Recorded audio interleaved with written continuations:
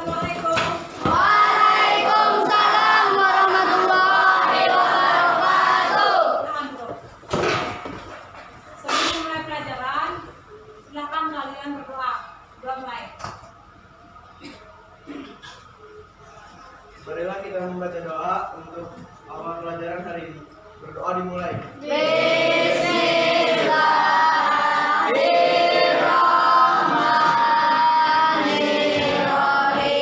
Alhamdulillahirabbil alamin. Ar-Rahmanirrahim. Maliki yaumiddin. Iyyaka na'budu wa iyyaka nasta'in. Ihdinas siratal mustaqim. Siratal ladzina an'amta 'alaihim ghairil maghdubi 'alaihim waladdallin. Amin. Raditu billahi rabban wa bil islami dinan wa bil muhammadin nabiyya wa rasulah. Rabbi zidni ilma warzuqni fahma birahmatika ya arhamar rahimin. Amin.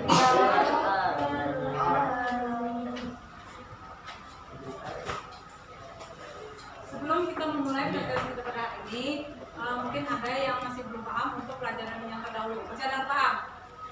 Pelajaran dulu tentang apa? Sholat. Sunat. Ada yang nggak paham nggak tentang sholat sunat? Paham.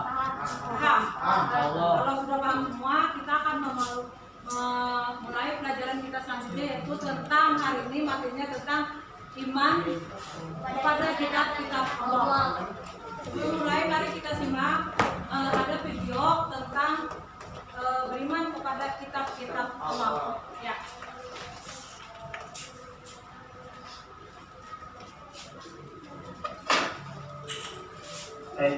Assalamualaikum.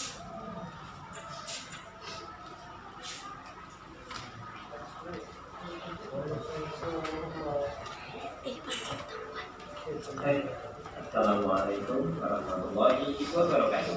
Selamat datang di video pembelajaran PAI kelas 8 pada semester 1. Pada video yang pertama kali ini kita akan membahas tentang mengimani kitab-kitab Allah dan mencintai Al-Quran.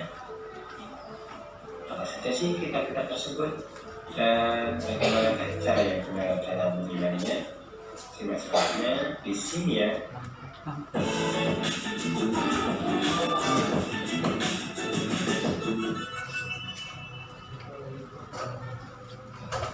Mari kita lakukan sejenak. Apa jadinya apabila kita menaiki kendaraan di jalan namun tidak memiliki tujuan yang jelas? Kita hanya akan berputar-putar tapi tidak tahu kemana akan pergi. Selain itu, kita hanya akan membuang-buang bahan bakar dan bahkan lama-lamaan kita bisa tersesat. Demikian juga dengan kehidupan di dunia ini. Jika hidup ini tidak memiliki arah yang jelas dan tujuan yang benar, maka hanya akan menghabiskan usia tanpa memiliki manfaat dan kemudian tersesat. Oleh karena itu, Allah menurunkan kitab-kitabnya untuk menjadi pedoman umat manusia, mulai dari kitab Taurat, Zabur, Injil, dan Al-Quran. Dimulai dari kitab Taurat terlebih dahulu. Kitab Taurat diwahyukan kepada Nabi Musa alaihissalam pada abad ke-12 sebelum Masehi atau 1200 tahun sebelum Masehi. Nama Taurat sendiri berarti hukum atau syariat. Pada saat itu Nabi Musa alaihissalam diutus oleh Allah Subhanahu wa Ta'ala untuk berdakwah kepada Bani Israel yang telah ia bebaskan dari cengkraman Fir'aun. Adapun bahasa yang digunakan dalam kitab Taurat ini adalah bahasa Ibrani. Sebagai Muslim, tentu kita wajib mengimani kitab Taurat ini sebagai wahyu dari Allah Subhanahu wa Ta'ala. Karena Allah telah menerangkan dalam Al-Quran, terletaknya pada Quran Surat Al-Mu'minun ayat 49 yang bunyinya, A'udzu billahi minasyaitonir rajim. Walaqad atayna Musal kitaba la'allahum yahtadun. Dan sesungguhnya telah kami berikan Alkitab Taurat kepada Musa agar mereka Bani Israel mendapat petunjuk. Adapun pokok-pokok ajaran yang ada dalam kitab Taurat yang diturunkan di Bukit Sinai tersebut adalah sebagai berikut. Yang pertama, perintah mengesahkan Allah. 2.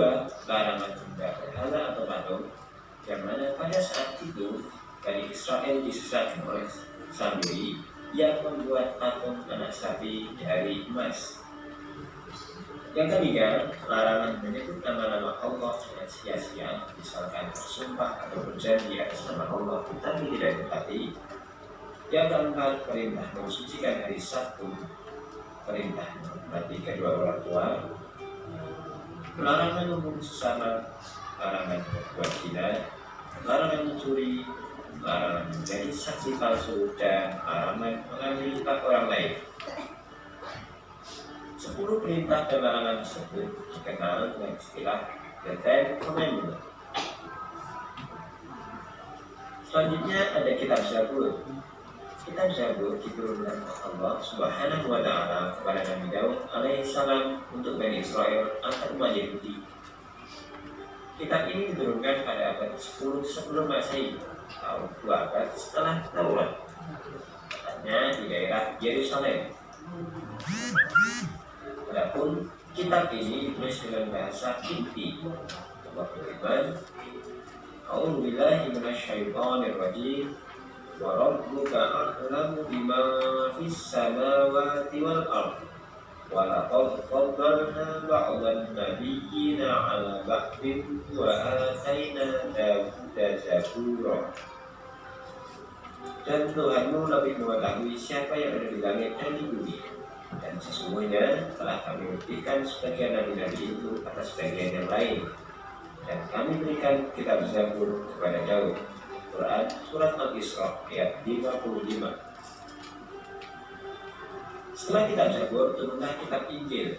Kitab Injil diturunkan kepada Nabi Isa alaihissalam pada permulaan abad pertama Masehi, atau 11 abad setelah kitab Zabur diturunkan.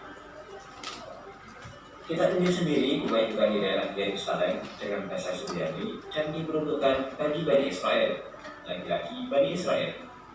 Perlu kita ketahui bahwa Bani Israel merupakan bangsa yang dianggap paling cerdas di dunia, namun ternyata juga paling ngeyel.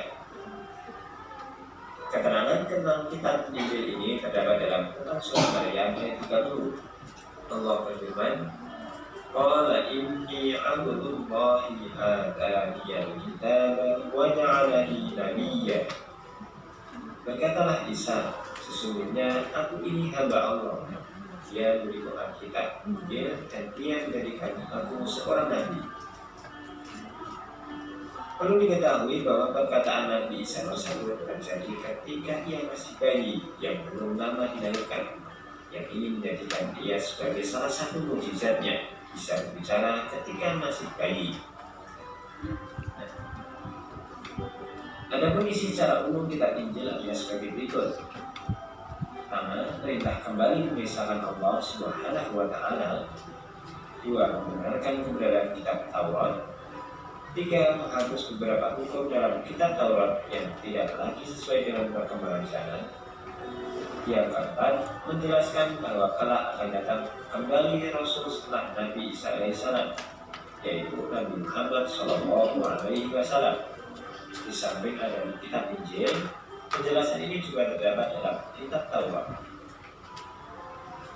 Kitab yang terakhir adalah kitab Al-Quran. Kitab Al-Quran merupakan kitab yang diberikan Allah Subhanahu wa Ta'ala kepada Nabi dan Rasul kita yang terakhir, yaitu Nabi Muhammad SAW. Al-Quran sendiri ditemukan pada abad ke-7 Masehi, yakni sekitar 611 sampai 632 Masehi. Al-Quran diturunkan sebagai jalan benar dan pembenaran bagi kitab-kitab sebelumnya. Allah berfirman, "A'udzubillahi minasyaitonir rajim. Nazzala 'alaikal kitaba bil haqqi musaddiqan lima baina yadayhi wa anzala at-taurata wal injil." Dia menurunkan Alkitab Al-Quran kepadamu dengan sebenarnya, membenarkan kitab yang telah diturunkan sebelumnya, dan menurunkan Taurat dan Injil. Quran Surat Al-Imran ayat 3. Adapun secara umum antara kelompok yang berkandung dalam Al-Quran adalah: pertama, ada akidah atau keyakinan, yaitu hal-hal yang berkaitan dengan keyakinan, seperti mengesahkan Allah dan meyakini malaikat Allah dan lain sebagainya. Yang kedua adalah akhlak atau budi, yaitu berkaitan dengan kemudahan akhlak mulia dan menghindari akhlak tercela. Yang ketiga ada ibadah, yakni yang berkaitan dengan tata cara beribadah seperti sholat, zakat, dan ibadah yang lainnya. Keempat ada muamalah, ini berkaitan dengan tata cara berhubungan kepada sesama manusia. Dan yang terakhir ada tarikh atau sejarah, yaitu kisah-kisah orang-orang dan umat terdahulu. Nah, itulah tadi 4 kitab Allah yang ditentukan sebagai petunjuk bagi umat manusia.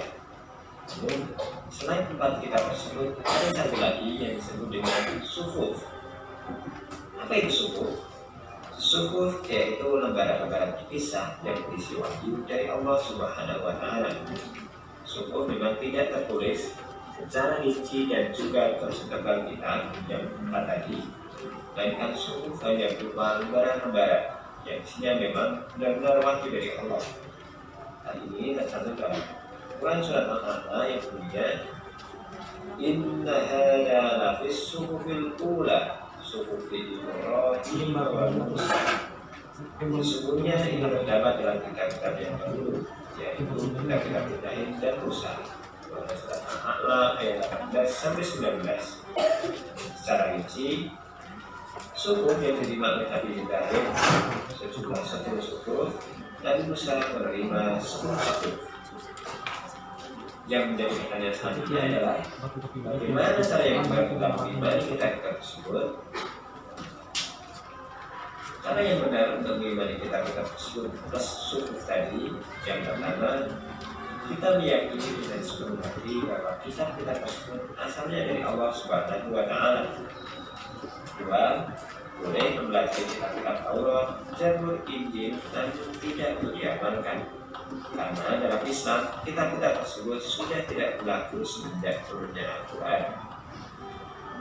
Yang ketiga, wajib bagi umat Islam untuk bisa membaca, mempelajari, dan mengamalkan isi dari Al-Quran, karena ini adalah pedoman hidup dan arah tujuan kita di dunia ini.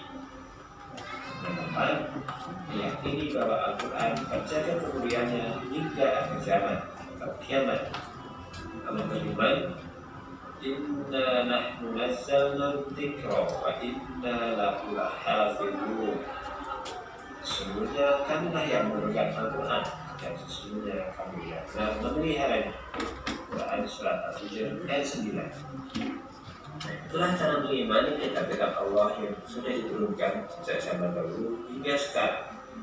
Semoga video kali ini memberikan manfaat untuk kita semua. Sampai jumpa di video berikutnya.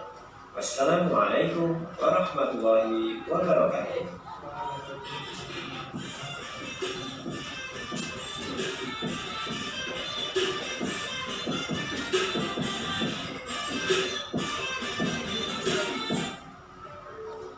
Demikianlah tadi. Assalamualaikum warahmatullahi wabarakatuh. Selamat datang di video pembelajaran PAI kelas 8 pada semester 1. Demikianlah tadi materi kita tentang iman beriman kepada kitab-kitab Allah. Selanjutnya kita akan melaksanakan diskusi per kelompok. Nanti kita akan bagi kalian masing-masing buat pertanyaan. Nanti akan dijawab oleh kelompok yang lain. Silakan.